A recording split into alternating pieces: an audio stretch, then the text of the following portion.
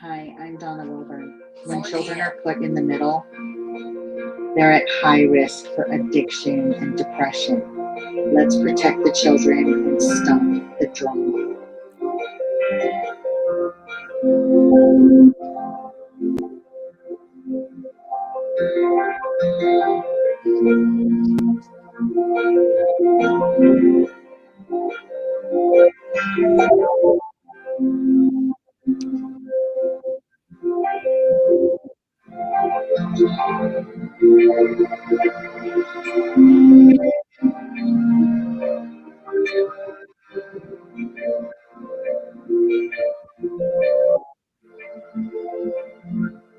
"1,000 Questions" is an entertaining discussion of marriage. We aren't telling you to do or feel or change anything about your life. Really, just listen and enjoy. And if you need real help, find a professional for your specific problem. We don't know you. How could we speak to your deal? Okay, have fun.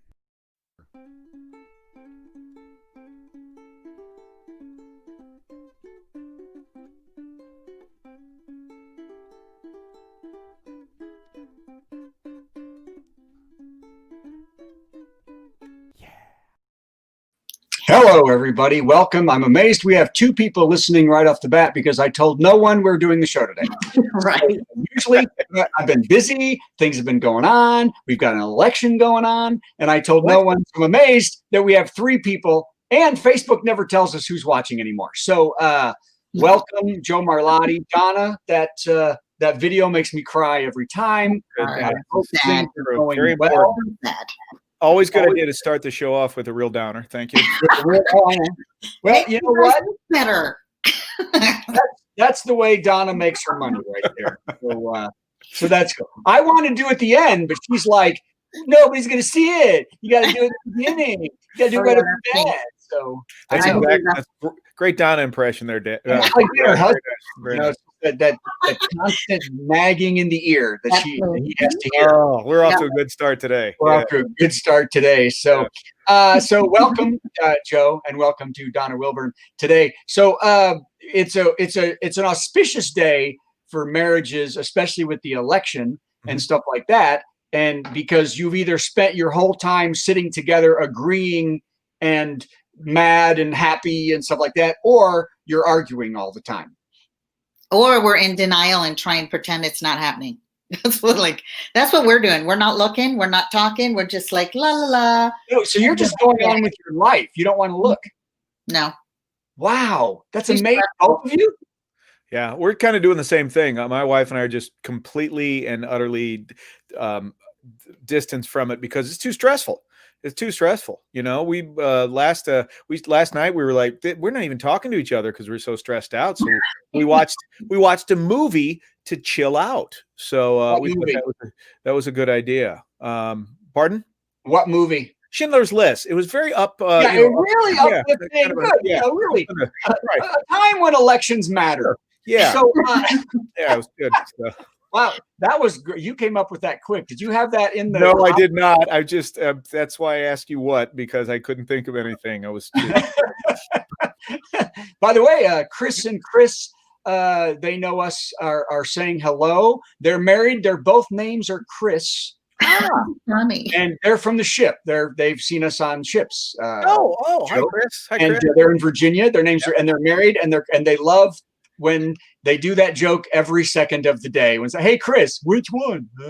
So they're lovely people that are incredibly annoying.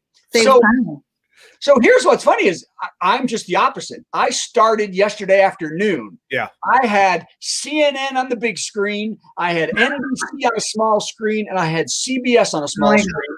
And at first my wife was in, but then she's like, I don't want to hear about it. And she went and cleaned and did other stuff. Yeah. And I watched because this is fascinating, this process. And it's one of the best it's ever been. The most voters, the most honest, fraud-free election in the world. And it was so amazing. And I got to tell you though, CNN, okay, I know we're supposed to do marriage, but yeah, CNN, marriage. People say CNN is a little liberal.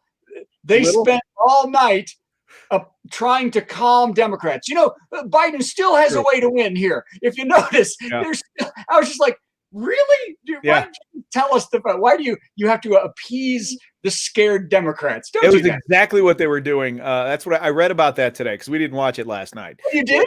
No, but No, I you heard about it. read about that. Yeah, I did. I read that CNN was, and I heard that Fox got in trouble from the president for actually calling Arizona early. Oh, Fox. I mean, not Arizona, Virginia early. Virginia. Yeah. Oh yeah, way early, and Arizona. It was And- Arizona. Yeah, something. Yeah, and they were doing great. I was going over to Fox. It was really working out well. I know. NBC did the best. What's that? NBC did the best. Did they? NBC Yeah. did the best. Well, because they had a ton of Republican strategists on. Yeah, they they were did. really well. Yeah, everybody. Here's how he does it. So I thought anybody who says this crazy, the media is the media, and they tried their best. And no one's saying horrible. It was great. So, okay. Well, I'm sorry. So But that's let what me, you did. can I tell a story real quick? Please. So I have Okay. to tell you No, go ahead. how this is affecting so many people. I Yeah. had little children in my office from 4 to 6 years old, a little family, and they were insisting I tell them who I voted for. And they were on a little phone checking the election results the whole time we were in session. Wait, Really? an actual real phone or Yeah. fake? Actual real phone, That is crazy. children checking the results, wearing their little masks of support for their candidate, and Yeah, going, come on, who did you vote for? Luckily, I voted for the one that they were supporting, but I go, what if I voted for someone else? And I go, what would you say? And they're like, nothing. We would be okay. And I'm like, oh, Nice. Oh, obviously they were Democrats. Anyway, I'm sorry. I had this. That was. Yeah. I'm Well, sorry. I do these programs with these kids, and it is bipartisan, and they know who you voting for. I'm from 1789. What the hell? Are you Right, right. Yeah, and the beauty of it is the kids really hopefully have not been taught to, I mean, but they'll learn from their parents one way or the other. But you always, I mean, when my kids voted for the first time, it's like, it's up to you. You have to make your own choice in this. And I can't be the one to tell you, which way to go. And any decent parent would probably do that. And then if they voted against you, then you could kick them out of the house. That's right. Then you tear their ballot up because you know it. Right. My daughter voted for the first time in a general election. cute. And, so I threw hers in the sea of Kentucky, not a chance, because Kentucky was red 4 days ago, no matter what. So anyway, but Yeah. so okay, are you ready? I just pulled the thing out of the thing. The thing out Oh of my the thing. First question: Why? Oh my God. Okay, why do men always want to know if you've climaxed? Boy, that's a good question that I am am- not prepared to answer because I've probably asked that question more than once. That's You asked that interesting. question? Why are you asking? Can you not tell? Yeah, sometimes in the throes of passion, you kind of are. It's all in here, and you bring it in. It's like you come back out. You go to a different place sometimes. I mean, if it's a good one, right? You go somewhere else. Does it discount the game if you didn't score the point? Well, no, but you want your partner to have enjoyed it as much as you. Yeah, Yeah. it's not about the point. Yeah, but I care about my partner. It's like, did you? Because if not, we got work to do. Right? Well, I that don't is know. I true. don't know if women are necessarily built like the guy is. We're not saying that. No. The fun part. By the time you score the goal, it's over. So, like the game, the whole process is the most enjoyable part. Yeah. Well, wait a You minute. still- That is No, come on. That is super interesting. Now, Jake Johansson, who's a stand-up comedian, used to say that about the difference between men and women, or that men are either 0 or 10. There's nothing in between. It's like, but women have different dials. There's 1, there's 6, there's 5, and you never know exactly where they're going to be or what they're expecting. So it's like, guys, it's like, if it's like, it's going to be all the way up all the time. So this kind of is, it kind of. Look at the note. Women, it's the whole process is we're intense, the whole process, and by the time you reach the goal, that means it's over. Okay, so that's not, oh, let me get to the goal, let me get to the goal. No, I Let understand. me enjoy the process. Let me enjoy the process, whether there's a goal or not. Well, wait a minute. I don't think, but the question says men always want to know if you've climaxed. This is why. You want the whole process, and someone just put, Kim put, it is the whole session. I agree, it's the whole session. And as I get older, it's that way for me too. But you still, my problem with this question is, how do you not know? If you've been with somebody for a long time, how do you, unless they're faking or doing, how do you not know that they climaxed? And number two, you still want that to be part of it. Look, if it's not, and that's okay, and you have, great. But still, as part of the process, I think it's nice. It would not be a good question to ask, though. Like, No. as a female, it would be like, I have to say yes, whether I did or not, because if I say no, it's going to hurt your feelings. And if I say yes, great, you got the point. That's what a woman would feel, is she has to say yes no matter what. Can you just not ask? Oh, yeah, I totally agree. Which would be better then, Donna? Would it be better of of a man to say, "Did you?" or "I'm done"? Neither. Honey, are you gonna and we're done. So by the way, Joel Madison, who we all know, says I know Joel. Worms are happier because they have both sexes. They just, bring it up and they're He's done a happy study on worms. They're happy. Well, because they just, they got both sexes, so they just do They got this. both sexes. Is And that, they can feel it. And they're like, oh, that's great. Oh, they don't have to say move it over because they know where over is. So, okay, here's the lowdown. You're right. You never ask because that's crazy. Because what does she get? You're putting her on the spot. You should never put her on the spot, but you should know that it's happened. There's I would say later on, you can say, if there's anything that I can do to make it more enjoyable for you, or, if you ever want me to do something different, you can later on talk about that. You should be talking about that. If she's like, if you can add this one thing, that would really make the whole. Boy, I only wish that we had that kind of a relationship where my wife would critique my yes. technique. Yeah, please. Well, but actually, maybe not critique. I say this in the show. I say, look, tell somebody what you want, not what you hate and what hurts. Right. Unless it really hurts. But here's what men should really say. How was that for you, baby? That's it. Just like that. Just like that. How was that for you, baby? Sure. Yeah. Did I make your bell ring? Okay. What you do? Anybody have anything more to say on that before I do something? No, I don't think we can top that, Brad. Okay. And now it goes right to the other side. Okay. This is kind of silly. I wonder if this is silly. How do you hide which kid is your favorite? Wow. This is, it's a warp. You got two kids. You got two kids. How do you hide? Yeah. I think you never tell. Never. Or you tell the one that's not your favorite what they need to do to be better than the one that is your favorite. Oh, yeah, that was. That's all. That doesn't affect the ego at all. Here's where you're screwing this up, Bucky. You need to be more like that one. Yeah, you need to be more like your brother, your sister. That's all. That's you now. You do that, and so that's a good question. How do you hide? Well, and you should. Who is this Joel guy? By the way, Joel is really helping us out here a lot, especially if the kids from the woman on the side. Yeah, that would. Yeah, that's not. Joel Madison was a writer for the Roseanne show for many years. He was a writer for about Herman's Head. He was a writer for Herman's Head. Oh, that was a good one. Didn't he do MST3K? Wasn't he on MST3K too? I don't remember. No, that's not Joel Madison. That was the other Joel. That was Joel Hodgson. The other Joel. Yes, I know Joel. Joel did. There's only two Joels, and then Joel. I worked with Joel. He used to do. I think there was magic involved. No, there's not. That was another. I went with Billy Joel once for a song. Okay, so anyway, that's definitely a different guy. So forget that. I want to go back to this. So I think it's very apparent to kids when you're not their favorite. That should not be happening. That should not be very apparent. I don't think there is. I don't have to, so it doesn't matter. I have one's my favorite for this activity. One's my favorite for this activity. Yeah, they're like tools.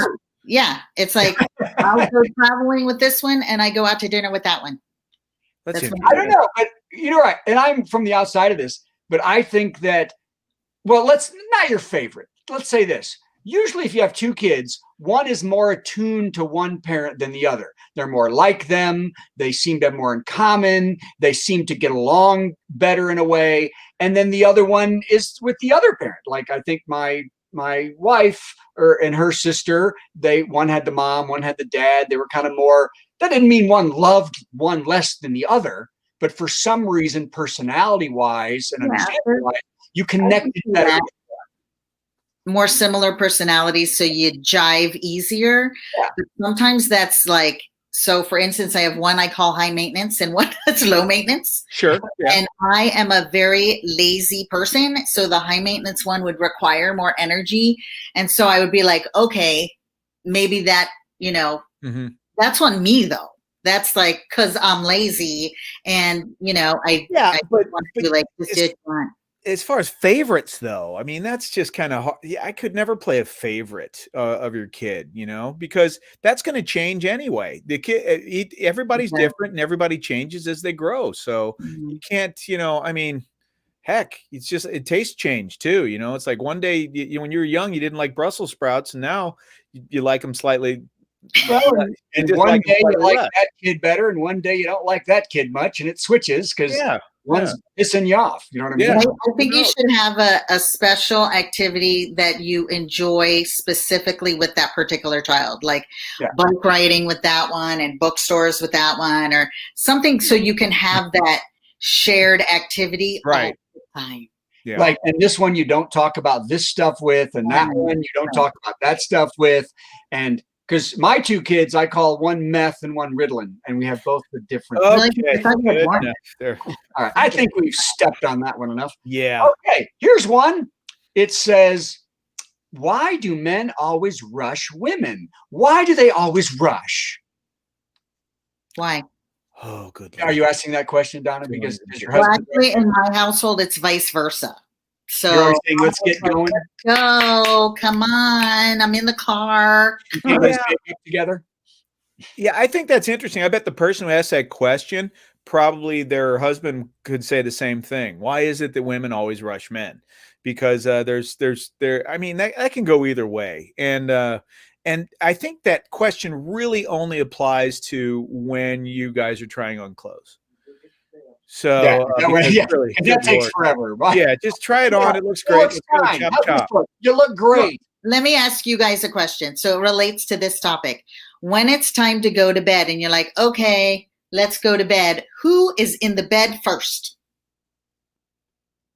Well, my wife usually, because I'm up longer doing things. Yeah, if you decide to go to bed, necessarily go to bed. I think the question. And she likes to work from the bed.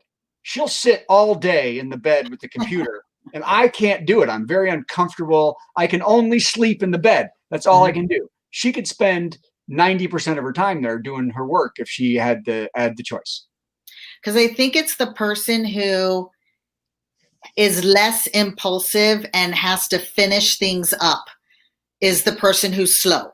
So like if you're leaving or if you're going to bed, there's a person who's like, but I have to put this away and I have to close this and I have to lock the door and I have to do that. And they're taking forever. And the other person's like, whatever, I'm out. That's kind of true. I like that's a good point. That's a very good point. And that's kind of the way it is in our relationship. My wife is very meticulous and very tidy, and I am not. So I'm always asking her about stuff like that. I'm always like, are we ready? Let's go. And she's like, well, I got to do this. I got to do that. Yeah. Right. Yeah. So I'm out there. I'm like, whatever. I never say I think that. I think we got to go.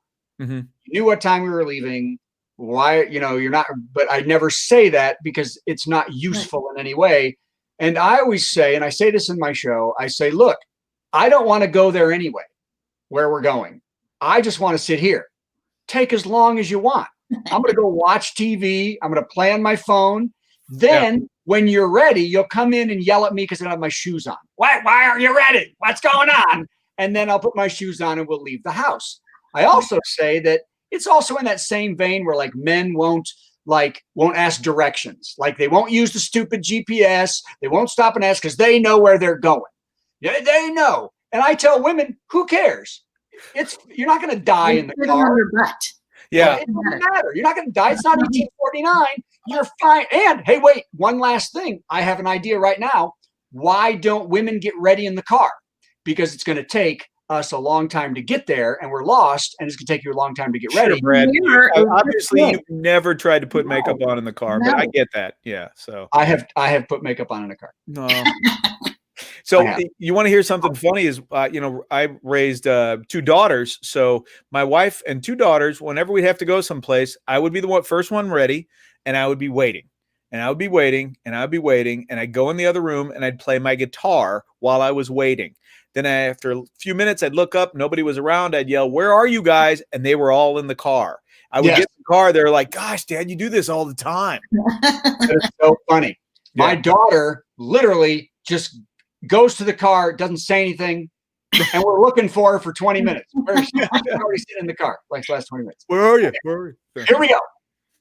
Oh my! Oh, what do you do when the ex-wife tries to undermine every rule you have?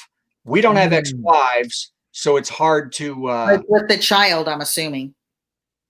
I guess They can't be in your house like doing your new wife. It's wonder gonna be if- Well, they wonder could if undermine. they are. I mean, perhaps on the internet, perhaps to friends. Yeah. Perhaps, It can undermine every rule. Like if you have a rule, I see this a lot with the kids. Yeah. If one has a rule of 30 minutes of electronics, only if you earn it. And the other one has a rule of whatever you want. You can play it all day. Yeah. And so it undermines that person, or they'll get grounded over here and then have a ball at the next house. So that's usually not cool. But that's tough to do. That's Wait a minute. My light just went out there. What So- if their rules are stupid? Parents are supposed to be kind of coordinating a little bit, to be a little They're similar. divorced. They don't get along. One of the reasons the parents don't get along is because one was nuts. And so the Typically, kid comes to my house. Well, at Mom's house, I have to stand on one foot for 12 minutes every day with my hand on my ear. Yeah, you don't have to do that here. You know what I mean? yeah. Well, it- the kids that's a great lesson in how to be adaptive, because you can when one environment you get it one way and the other you get it the other way, and a good smart kid will be able to manipulate both of those environments by pitting one against the other. yeah. But I would say World War III happens. Yeah. Well, I would say this. If I talked to my kid and I was in, maybe one of the reasons we don't know how to deal with this because we're not in this situation, is that I would tell my kid, look, I'm sorry with what you have to go over there, but they have their rules. Your life is better if you follow the rules while you're there. And you should probably also just make sure that that your kid understands that there are different rules in different places. Yeah. Like you wouldn't change school rules. If school says you have to do homework, kids comes home and you're like, yeah, you don't have to do that. I say you don't have to do homework. You're not going to change the way of school. Well, to answer the question though is also maybe you should talk to your ex and say, hey, for the sake of our kid, let's be a little bit more consistent in this stuff, or I'm calling my lawyer. Yeah. Oh yeah, there's a costly. I'm sorry. I probably shouldn't have tagged that. Calling my lawyer. Yeah. That may be the next step if it doesn't work. Well, sounds like how the election is going to come out. And then they boss you around. The election is the kid right now. The right. election, That's true. Yeah. I think it's all about the election. Okay. Well, I just think you have different rules. Because there's no way I'm going to do dumb stuff like we eat dinner at 5 p.m. every night and you must do that. No, we're not doing that. We're going to eat here. We're going to eat there. But hey, when you're at your mom's house, don't complain. Your life is better when you don't complain, when you just do it. Okay. This is done. Hey, you're going to get out early, Joe. Oh, good. What's the most exciting year in a marriage? What is the most? Oh yeah, how they give you, because there's years. Like there's the 7-year itch. There's the anniversary years. There's all that kind of thing. What's the most exciting year? Exciting year? The year that you pay off your mortgage. I guess. That's a good one. How about the year you have your first baby? Probably. Nah. Oh my God. Nothing. That's a nothing. No. That's not. Just didn't even know. A lot of people have that baby long before they're married now. Actually, this one's going a little bit further down the line, and we're not quite there yet. But the year that all your kids move out. That could be an interesting year. That could be an interesting But what year. about the year you both are retired? Yeah, The time that you realize that you enjoy each other's company, that's the best year. And you can't pick a year, but that's the one you realize, hey, you know what? This is working out. I think we can make it forever. You know, that doesn't happen for everybody, but that does not happen for everybody. No, I think as far as the best year goes, they've just gotten better. I haven't had, it's just always been good. Has there not been the best one so far? Yeah, they just stack on top of each other until they best. And I would say, like this year has been amazing because I've been home the whole year, which is the first time in 30 years that's happened. I mean, COVID made this your best year. I wonder if that happened married to a lot of people. Is one of my best. Yeah. Although, nope, I got to say, sorry, we lived in England, 2014. We lived in England for half the year and we traveled a ton, but that was a good dang year right there. Hold on. Hannibal Greatneck III walked into his new 6th grade class, and there was a cage. It sat among the desks like a benign tumor everyone had learned to try and ignore. There was a mystery here, and Handy was just the 11-year-old detective for the job. Don't Feed the Bully, the best-selling tween novel by Brad Tassell. Get it on Kindle or paperback at Amazon.com. That's right. Go get it. Somebody just bought 50 copies 2 days ago for 2 classes. It's perfect for any kid. Okay, last one. We've got 2 minutes. Last one. Donna's leaving. Oh, well, that's perfect. Yeah, she's out early. Amazon. Oh, gosh. Amazon? What? Should you stay married after your spouse cheats? Okay, that one's a long one. Wow, no, we could do that for a very long time. Start with that one next week. What do you think? Boy, that's going to be a big answer. Yeah, that's going to take some time. Ladies and gentlemen, go get Joe Marlotti at joemarlotti.com. Donna Wilburn at Ohana Wellness Center. Go. You should have your thing on there so we can find you. Yeah, that's fine. I still have 4 minutes, Brad. Can we tackle that in 4 minutes? No, we cannot. We cannot. I want to start with that one next time. It's a yes or no answer. Oh my gosh. Yes. Okay, your wife called. Don't come pick her up. I think she just called. So yeah, I think she did. All right. Well, thank you, kids. I'm going to now play the outro.